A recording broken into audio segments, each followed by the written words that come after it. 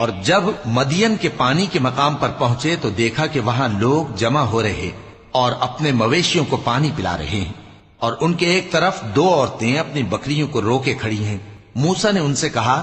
تمہارا کیا کام ہے؟ وہ بولی کہ جب تک چرواہے اپنے جانوروں کو لے نہ جائیں ہم پانی نہیں پلا سکتے، اور ہمارے والد بڑی عمر کے بوڑھے ہیں۔ تو موسیٰ نے ان کے لیے بکریوں کو پانی پلا دیا، پھر سائے کی طرف چلے گئے اور کہنے لگے کہ پروردگار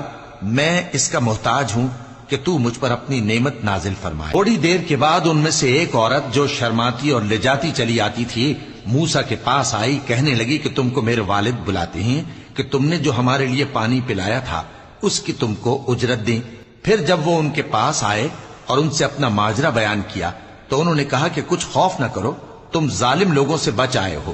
ایک لڑکی بولی کہ ابا ان کو نوکر رکھ لیجئے، کیونکہ بہترین نوکر جو آپ رکھیں وہ ہے جو توانا ہو، امانت دار